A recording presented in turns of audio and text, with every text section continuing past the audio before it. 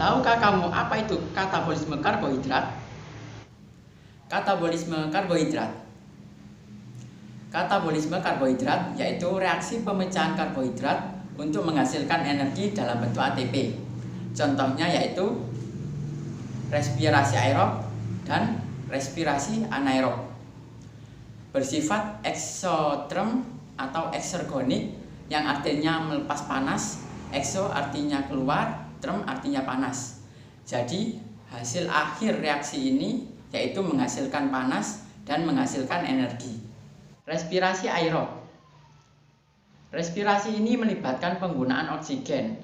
Terjadi di dalam mitokondria, yaitu salah satu organ sel yang menghasilkan energi, membutuhkan oksigen dan menghasilkan energi dalam jumlah lebih banyak daripada respirasi anaerob. Rumusnya yaitu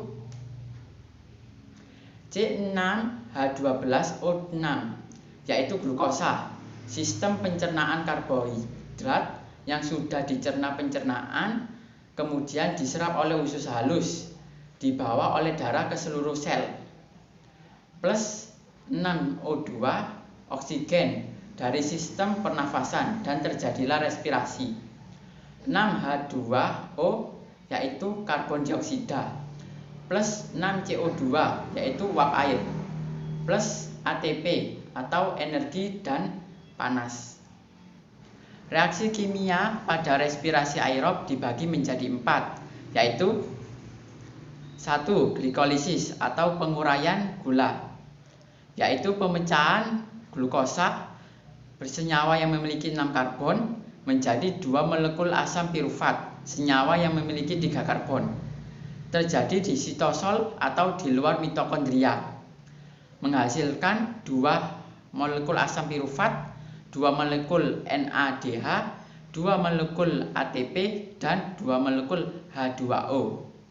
Glikolisis terdiri atas 10 tahapan, yaitu 1. Pengubahan glukosa menjadi glukosa 6-fosfat.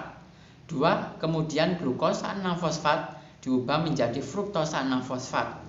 3. Setelah itu fruktosa 6-fosfat diubah menjadi fruktosa 1,6 difosfat.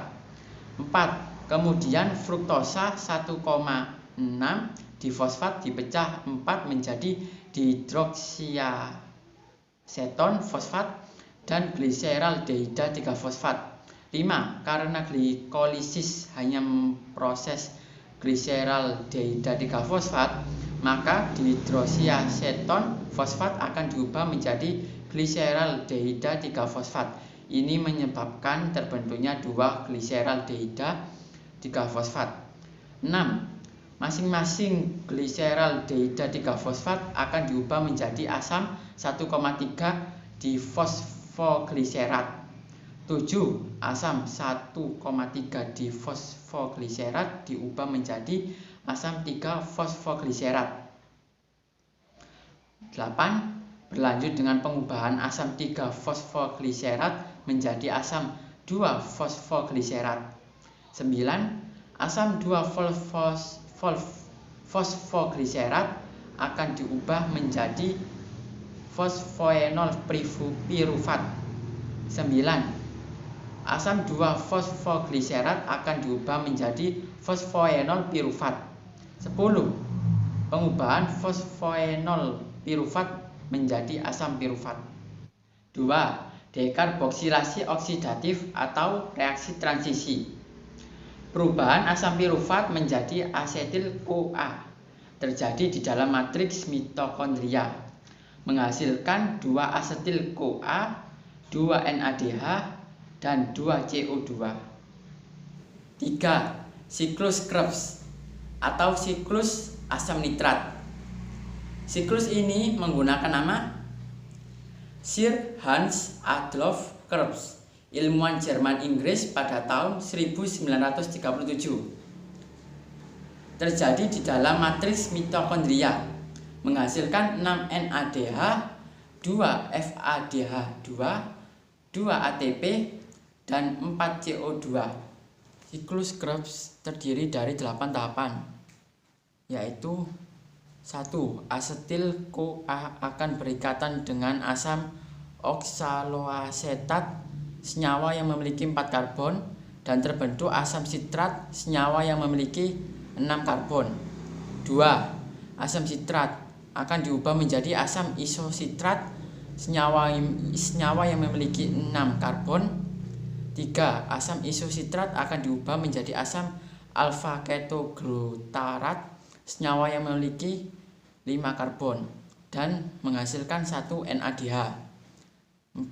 Asam alfa ketoglutarat akan diubah menjadi suksinisil CoA beratom 4 karbon dan menghasilkan 1 NADH dan 1 ATP.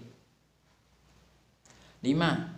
Asam suknisil CoA diubah menjadi asam suknisat senyawa yang memiliki 4 karbon. 6. Asam suknisat akan diubah menjadi fumarat senyawa yang memiliki 4 karbon dan menghasilkan 1 FADH2. 7. Fumarat akan diubah menjadi asam malat senyawa yang memiliki 4 karbon. 8.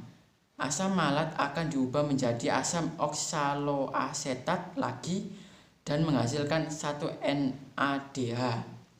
Asam oksaloasetat yang terbentuk akan beraksi dengan asetil CoA yang baru memasuki siklus Krebs. 4. Rantai transport elektron, yaitu perubahan NADH atau senyawa-senyawa berenergi dan FADH menjadi ATP atau energi, terjadi di dalam lekukan-lekukan krista mitokondria dan menghasilkan 34 ATP dan 6 H2O, yaitu uap-uap air. Mekanisme rantai transport elektron yaitu 1. NADH mampu menghasilkan elektron berenergi tinggi melalui proses oksidasi. Lalu elektron tersebut ditransfer ke koenzim Qi. Oleh karena tingginya energi elektron, ADP dan fosfat anorganik bersatu membentuk ATP. 2. Koenzim Qi akan dioksidasi oleh sitokrom B. Akibatnya koenzim Qi akan melepaskan elektron dan 2 ion H+. 3. Sitokrom B akan dioksidasi oleh sitokrom C sehingga energi yang dihasilkan cukup tinggi. Akibatnya ADP dan fosfat anorganik akan bersatu membentuk ATP. 4. Selanjutnya sitokrom C akan mereduksi sitokrom A. 5. Sitokrom A akan mengoksidasi sitokrom A3. Reaksi ini juga memicu bersatunya ADP dan fosfat anorganik membentuk ATP. 6. Sitokrom A3 dioksidasi oleh sebuah atom oksigen. Hasil akhir dari reaksi ini adalah terbentuknya molekul H2O. Respirasi anaerob atau fermentasi. Respirasi ini tidak melibatkan oksigen. Terjadi di sel-sel otot, yaitu saat kita kekurangan oksigen, seperti bekerja berat, atau di sel bakteri saat kita mengonsumsi alkohol, tidak membutuhkan oksigen dan menghasilkan energi dalam jumlah lebih sedikit daripada respirasi aerob. Respirasi anaerob dibagi menjadi 2 bagian, yaitu 1. Fermentasi alkohol terjadi oleh bakteri. Dilakukan oleh Saccharomyces cerevisiae, menghasilkan 2 etanol, 2 CO2, dan 2 ATP. Rumusnya yaitu C6H12O6, yaitu glukosa, sama dengan 2C2H5OH, yaitu alkohol, disebabkan oleh Saccharomyces cerevisiae, plus 2 CO2, yaitu gelembung-gelembung udara, plus 2 ATP, yaitu energi. Mekanisme reaksi fermentasi alkohol yaitu 1. Bahan baku glukosa, senyawa yang memiliki 6 karbon diubah menjadi asam pirufat, senyawa yang memiliki 3 karbon melalui rentetan reaksi glikolisis. 2. Asam pirufat senyawa yang memiliki 3 karbon melepaskan CO2 menjadi asetaldehida, senyawa yang memiliki 2 karbon. 3. Asetaldehida direduksi oleh NADH menghasilkan etanol dan melepaskan NAD+. 4. NAD+ masuk kembali ke dalam reaksi glikolisis. Sementara itu, asetaldehida berperan sebagai akseptor elektron. 2.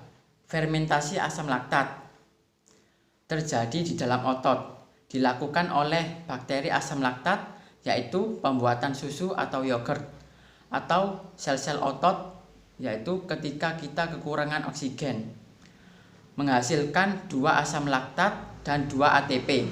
Rumusnya C6H12O6 yaitu glukosa sama dengan 2C3H6O3 yaitu asam laktat plus 2 ATP atau energi.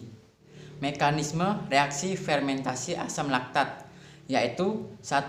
Glikolisis mengubah glukosa senyawa yang memiliki 6 karbon menjadi asam pirufat senyawa yang memiliki 3 karbon. 2. Asam pirufat langsung direduksi oleh NADH sehingga membentuk asam laktat senyawa yang memiliki 3 karbon dan melepaskan NAD+. 3.